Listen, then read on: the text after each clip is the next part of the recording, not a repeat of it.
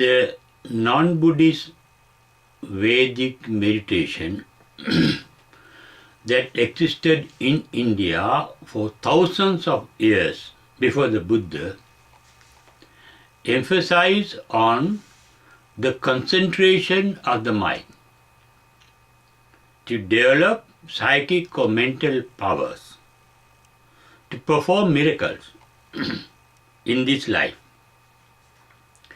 and ultimately join the company of Maha Brahma, the creator of God in Hinduism, after the death. The Buddhist meditation founded by the Buddha emphasizes on awareness or mindfulness coupled with the insight of instinctive wisdom to realize the reality of our transient life and go beyond the dynamic mental process to realize the supreme bliss of Nirvana. The Buddha has clearly shown that those who join the company of Maha Brahma after death by practicing the non-Buddhist Vedic meditation could be reborn in a hell at the end of their long life in the Brahma World, while those who practice the Buddhist meditation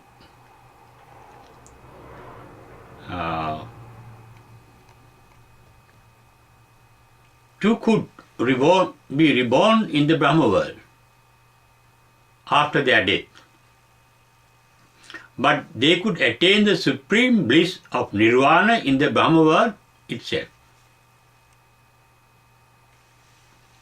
This is possible even by practicing the first trance or absorption in Buddhist meditation called Prathama Dhyana in Pali and Prathama Dhyana in Sanskrit. By practicing the second, third and fourth trances in the Buddhist meditation, one could reach Brahma levels higher and higher and finer than the Maha Brahma world. In the Puggala Sutta of Anguttara Nikaya, Buddha says, explaining the qualities of the Prathama Jhana like this: Vivicceva kamehi, vivicceva kusalehi dhammehi, savitakkam, savicharam, vivekajam pīti sukam. Prathama Jhanam upasampajya, tattatito tabbaulo viharo. Those who attain the first trance in Buddhist meditation often and often, regularly, for a long time. And aparihino kalang kurmano. If aparihino means not deteriorated, without deteriorating the sublime mind achieved by the first trance, even at the time of the death, such a person, he says, Brahma Kayikanam Devanam Sahavyatam Upajjati. They live, after the death, such a person can be reborn in the Brahma world, to be in association with the Brahma. Brahma Sahavyata means to be in the company of the Brahma. And that was the highest expectation the Vedic tradition expected by doing or by practicing the Vedic meditation. And Buddha in this sutra says, the life of beings in that Brahma world is one eon. It says, Brahmakayakanam bhikkhave devanam kappo ayuppamano. Eon is the translation of the word kappa. The kappa according to Buddha, in the Asankhya Sutta, Buddha explains, and not only in Asankhya Sutta, in different sutras, Buddha explained what a kappa is, the period. Asankhya means innumerable. No numbers. We can give the length of the period. It takes a long, long time. And that kappa period is divided into 4 parts. The period in which the universe gets expanded after a big bang. And that was called kappo samvartati. Then the period that the universe remains expanded. Buddha say kappo samvarto tittati. Then the third period, the contraction of the universe. Kappo,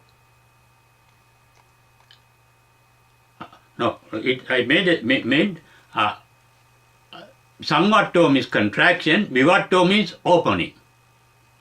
The first period is Kappo Samvatto. Kappo Vivatto. Vivatto is opening of expansion. Then the second period is expansion and remaining expanded. Kappo Vivatto Tittati. Then Kappo Samvartati. Then starts the crunching or contraction of the universe, and that period is called Kappo Samvartati. And after contraction, it remains in a black hole, and that period is called by the Buddha Kappo Samvatto Tittati. All those four periods of an eon are innumerable, cannot be given exactly by numbers. It takes such a long time. The scientists say the present universe started expanding by a big bang about 15 to 20 million back, and they don't know how long it will be getting expanded. It is only 1929 David Hubble by a telescope discovered the universe is expanding. But Buddha discovered it through his insight more than 2,600 years back. And those who are born in the Brahma world, according to the Puggala Sutta, can remain in that Brahma world for an eon, kappa, for these 4 periods, with during the expansion of the universe and during the contraction of the universe.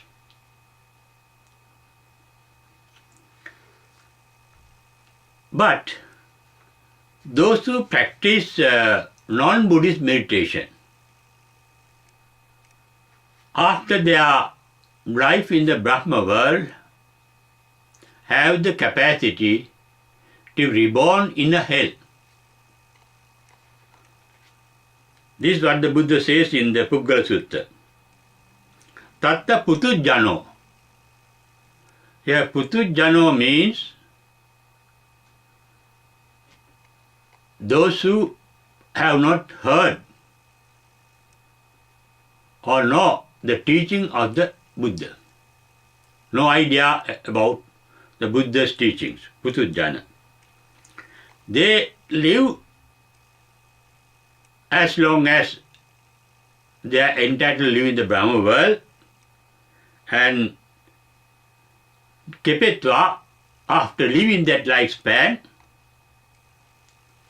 Nirayampi Gacchati, they can go even to the hell. But with regard to Buddha's disciple, Bhagavato Panasavako, Bhagavato here refers to the Buddha, and Buddha's disciples are called Savaka. Tattva Yava Tayukam Tattva. Remain there their full period of life. Tasmin eva paranibhayanti. There itself, in the Brahma world itself, they get enlightened and passed away into the Nirvana. And finally Buddha says, Idang nana karanang sutavato arya savakasya asutavata putujjano. This is the difference between those who have heard the Buddha and followed the Buddha, it may be, and those who have never heard of Buddha or did not follow the Buddha. Asuta means non-heard. It is these two Buddha's expressions I said, the Buddhist and the non-Buddhist, for the convenience of understanding. But the Buddha never used the word Buddhist or non-Buddhist, because during the time of the Buddha there were two types of meditation in India. The age-long Vedic meditation that existed for thousands and thousands of years, and that is called Samatha Bhavana, tranquility meditation, calming down the mind, making the mind peaceful by concentrating on a particular object that does not disturb the mental peace. It is through concentration or the mental power, and by that they develop the mental power to perform miracles. To perform miracle means they can change their physical form in any form that they like, or they can physically disappear and reappear in some other place. They can travel in the air or on the water. Those are miracles. They could see their past lives. They could see the past lives and future life of other beings. Those are miracles. They can go through mountains, walls, rocks. That is performing miracles. Those miracles are possible by mastering the Samatha Bhavana that we call tranquil meditation in English. But they are not enlightened. Here Buddha says the Buddhist as Bhagavato Savako. The word Bhagavato means one who is emancipated. Bhagna means breaking the bondages. Those who have realized emancipation. Therefore Bhagavato means the Buddha who is enlightened through emancipation from all the worldly bondages. And that Buddha nature is in every being, in every one of us. There is a latent Buddha inside. A latent Buddha's quality is a Buddha is not attached to anything. He is free from attachment, he is free from resentment, he is free from ignorance or illusions. Free from attachment means vitaragi. Free from resentment means vitadosi. That's a mental state. Free from ignorance or illusion is called vitamohi. And the capacity to develop those Buddha qualities are in every being, in every one of us. That is why I said there is a latent Buddha inside us. And we may refer to our insight of wisdom as the latent Buddha in us. Knowledge is what we have acquired through our sense organs, through sensory perceptions. Therefore, knowledge is conditioned by sensory experiences. Wisdom is unconditional. It is inborn in us. It is not conditioned by anything. It is an independent. The insight of wisdom that arose in the Buddha's enlightenment is called opening up the eye, is a rising of the eye, chakkum udapadi.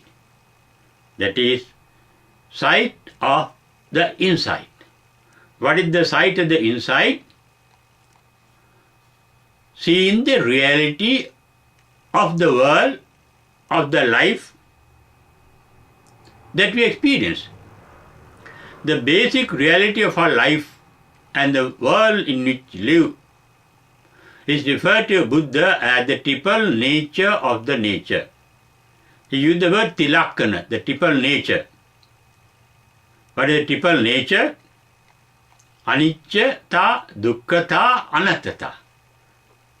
Anicchata is translated as transiency. Transiency means, scientifically, the universal dynamism. The universal energy, according to Buddha, is not a thing permanent, something dynamic, creative, energetic. Because of this dynamism, you say anityata, because of the anityata, the dynamism of the universal energy, everything is getting transformed constantly, and the transformation of universal energy, transformation of the formations created by the universal energy is called dukkhata. Because of that, because of the transformation of energy, constant transformation, changing from moment to moment, nothing can retain a permanent identity that Buddha referred to as anicchata. When one realizes that whatever that is born in this world is subject to decay and death, changes, that person becomes wise. That is the insight of the wisdom. Seeing that our thoughts, our ideas, our breathing, our feelings, our thinking process are dynamic, changing, and nothing we can retain. No item in the world can retain a permanent identity. When one realizes that, one does not get attached to anything, nor does one resent anything. He takes things as they are, allowing the nature to take its own course. Therefore, Bhagavata Savaka means one who has to listen, disciple. Listening to the Bhagavata means book, here means the Buddha, means the listening to one's own wisdom. The Buddha living in us. Listening to the Buddha living in us is opening up our wisdom, the eye of wisdom called the insight of instinctive wisdom. So the reality of the life that we spend, the reality of the world in which you live, what is the reality as I have said? Everything, every item is getting constantly changed. We can retain nothing. Therefore, there is no point in being attached or being resentful to anything. Therefore, such a person becomes free from attachment and resentment, and that means one is not attached to one's own life itself and does not resent death. And that is the state of an enlightened mind.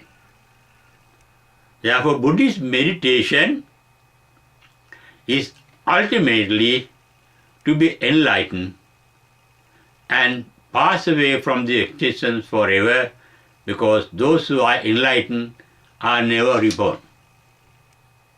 But those who are not enlightened or not in the process of enlightenment, even if they go to the Brahma world, they can come back into a hell due to a previous unwholesome deed called akusala kamma, bad deed. And those who are said to be Sutava Arya Savako, Sutavato Arya Savako means those who listen to one's own Buddha. What is the path the Buddha has shown?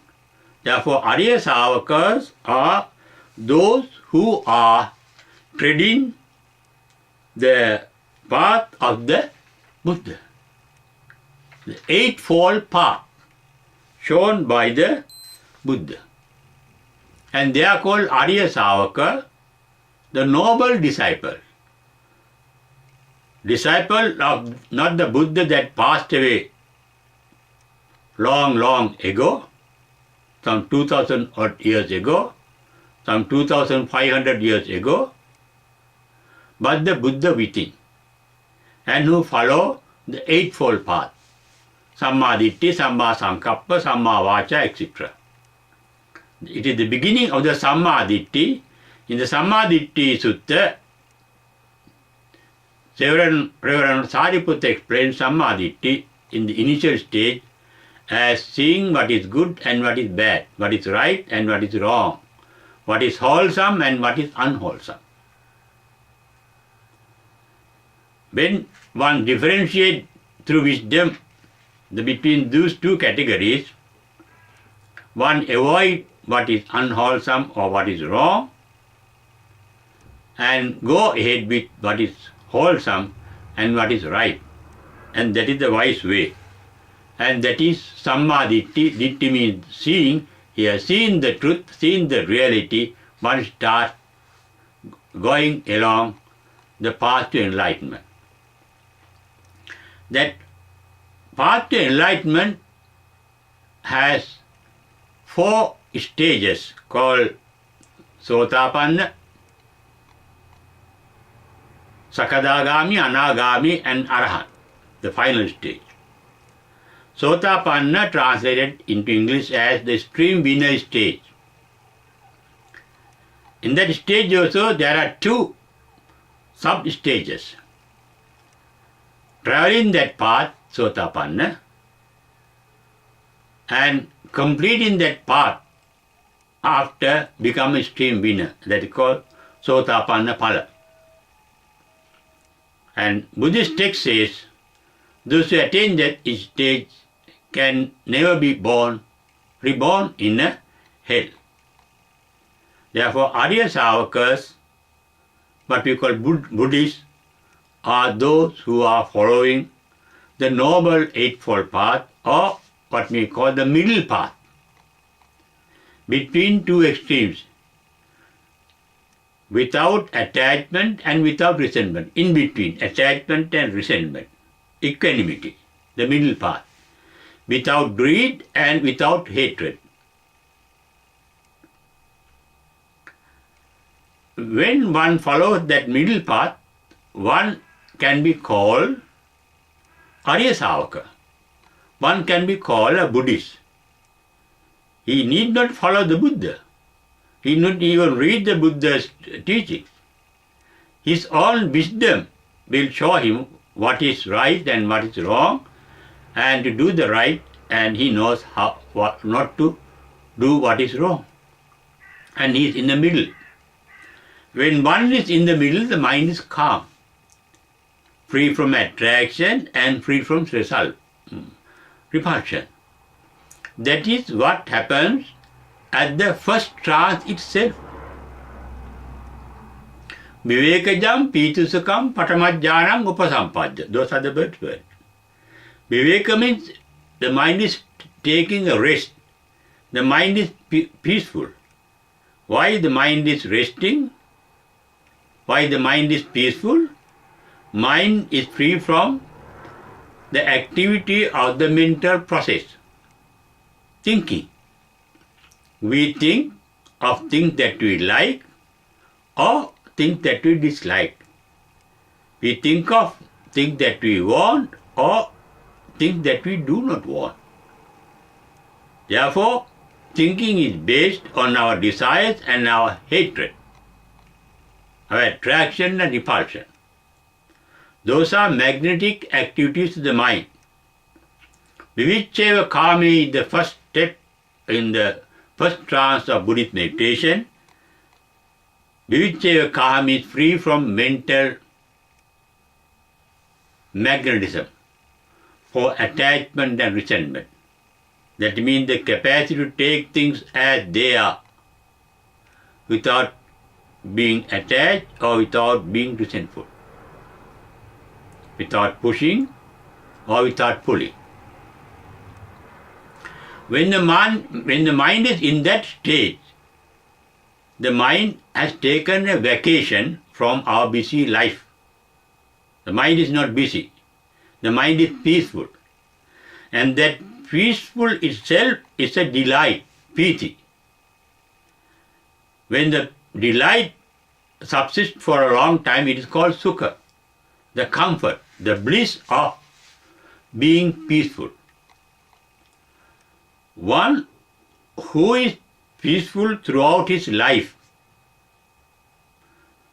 is a Brahma. It's a deity. He has a human form, but inside him is a very spiritually advanced person. When the human body dies, the mental form that he has created in his life remains. And it is wrong to say reborn in the Brahma world while living one spiritually, mentally living as a Brahma remains living in the mental world as a Brahma. Only the physical body dies. In this world, one can live like an animal. One can live like a devil. One can live like an angel, a deity. Or beyond deities, one can live like a Brahma.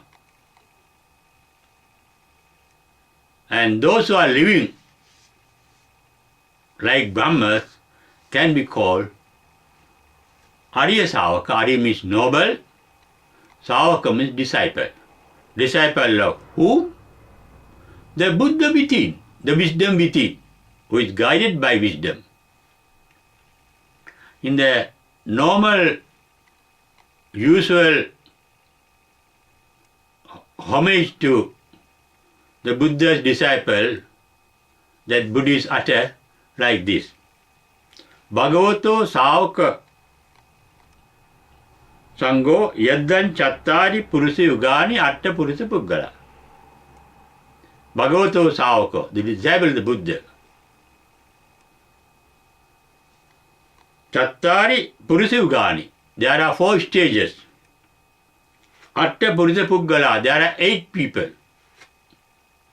8 people means the 2 in the first stage, the 2 in the second stage, the 2 in the third stage, the 2 in the fourth stage. First stage is stream winning. One is traveling along the path and one was completed by becoming a Sotapan. Thereafter, one is traveling in the Sakadagami path and thereafter one has completed that Sakadagami and called the fruit of the following of the Sakadagami path. In the Ratana Sutta also, the Buddha referred to the same description of the Arya Savaka, what I call Buddhist. Ye Puggala Atta Hatam Pasatta Chattari Etani Yugani Honti. Atta Puggala, 8 people that I referred to earlier. Satam Pasanta, praised by the Buddhas. And they undergo 4 stages towards enlightenment. And those who are following that path of enlightenment, according to the Arya Savaka Sutta, Arya Savaka means noble disciple Sutta, discourse uttered by the Buddha. This is Suttavato Arya Savakam Evango. This is what happens to the Arya Savaka, disciple of the Buddha. One who listens to one's own wisdom. Then imasming sati idang hoti imasum padimat. That means conditional arising. Under these conditions, these things happen. Under these conditions, these happen. When the conditions are there, things manifest, and those things can be manifested without those conditions. That means one who understands the conditional responses. When one is angry and is called to blames you, under certain conditions, people become angry. When those conditions are not there, they are not angry. Therefore, that anger is not what he or she has done. It is the effect of a condition. And also, this Arya Savaka Sutta says, they know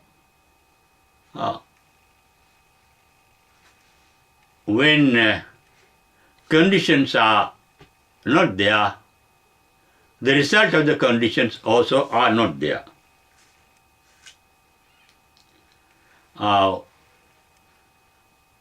Then in the Dutiya, the second sutta also, Buddha refer to this conditional horizon seeing.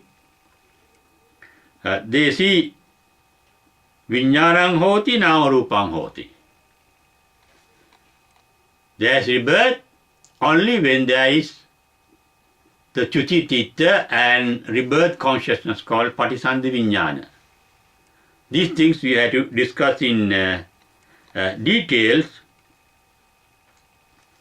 And what I was driving at this stage is the Buddhist meditation is a realistic meditation, not concentrating on a particular object, avoiding all other objects of sensation. In the first trance, what happens is all our 5 external sense organs are alert. One can become aware of what is happening, both inside and outside us. They see with their eyes, they hear with their ears, they smell with their nose, they taste with their tongue, they touch with their skin. Things comes in contact with the skin.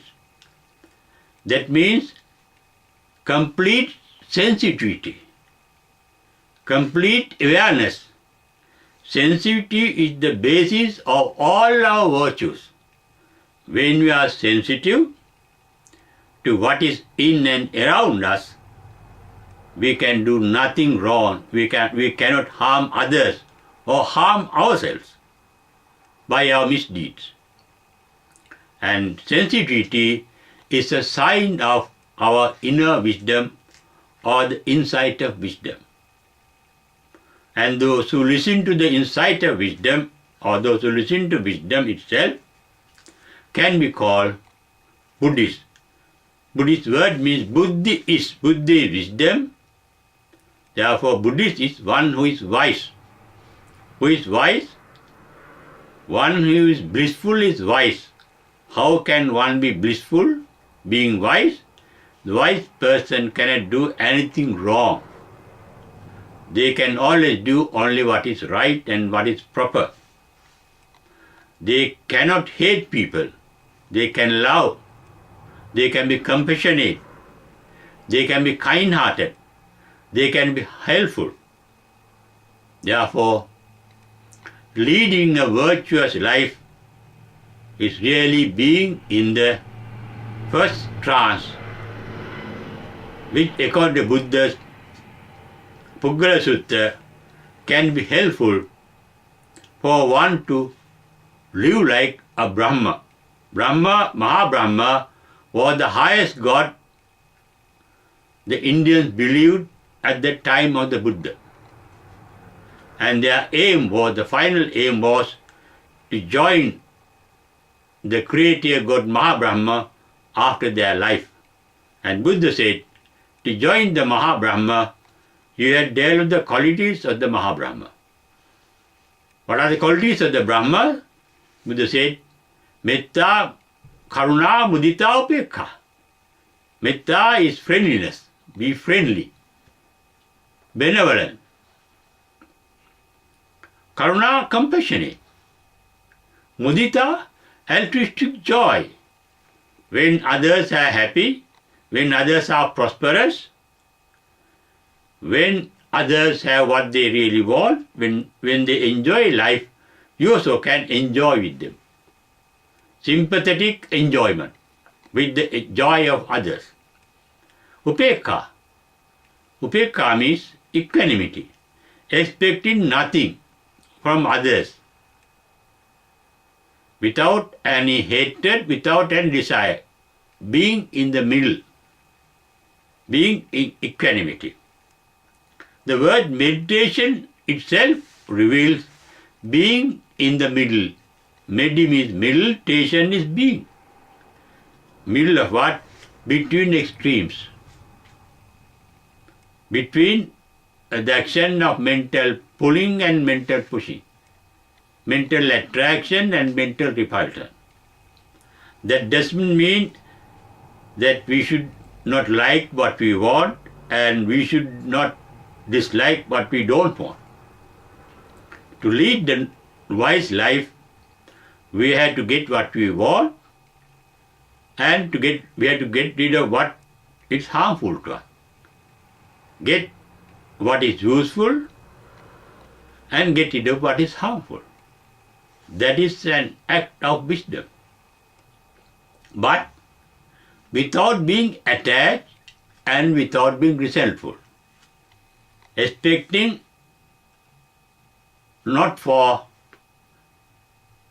expecting nothing to be permanent. Seeing things are transient. Whatever pleasant can't last long. So whatever unpleasant can last long. Therefore such a mind, a wise mind, is not perturbed by the vicissitude of life.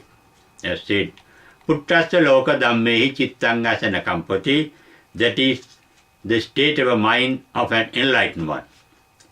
But even in our enlightened stage, we can follow that middle path. Therefore, the Buddhists are not those traditional Buddhists who learn Buddhism, who practice Buddhism, but the wise people who lead a middle path between the extremes of our life and leading a calm and peaceful, blissful life can be called a Buddhist life. And one who leads such a life can be reborn after death in heaven or in the Brahma world beyond heaven, and there itself, according to the Puggala Sutta, as I mentioned at the beginning, they can attain enlightenment and pass finally into Parinibbana, the passing away into Nirvana.